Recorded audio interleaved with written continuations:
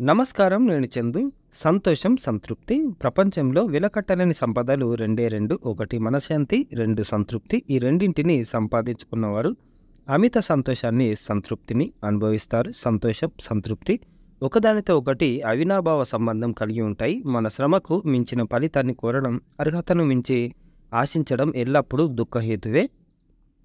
సంతృప్త భావన త్రికరణాల్లో వ్యక్తం అయినప్పుడే దాన్ని అసలైన సంతోషంగా భావించాలి. మనోవాకాయ కర్మలలో సంతృప్తిగా ఉంటేనే మనం నిరంతరం సంతోషంగా ఉండగలం. నిరంతర ఆనందం బాహ్యపరమైన కోరికలలో లేదు. ఉన్నా అది తాత్కాలికమే. శాశ్వతమైన ఆనందం మన హృదయంలోనే ఉంది. మన ధ్యాస ఎప్పుడు బహిర్ముఖంగానే ఉంటుంది.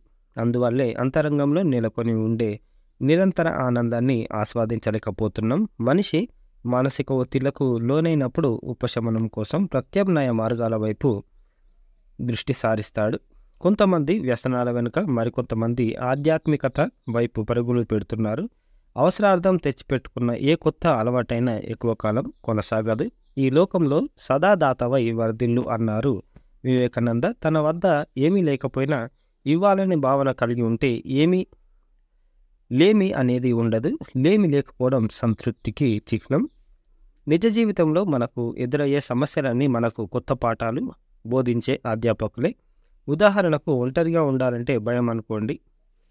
ఒంటరిగా ఉండే పరిస్థితులు ఎదురైనప్పుడు ఏదో ఒక వ్యాపకం కల్పించుకొని ఇతరులతో కలిసి ఉండేందుకు ప్రయత్నిస్తాం. తద్వారా ఒంటరితనం వల్ల కలిగే భయాన్ని తాత్కాలికంగా పోగొట్టుకుంటాం.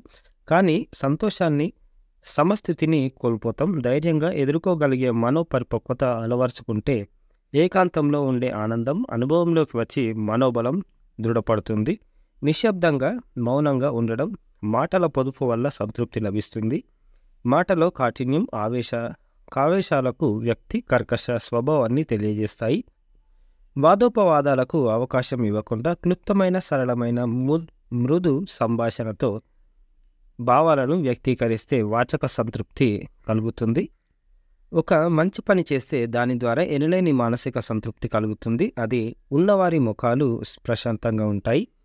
అలాంటి వారు క్షమాగుణం కలిగి ఉంటారు. మాటల్లో, చేతల్లో సంతృప్తి, సంతోషం కలిగి ఉండడం ఆధ్యాత్మిక సాధనలో తొలిమెట్టుగా భావిస్తారు.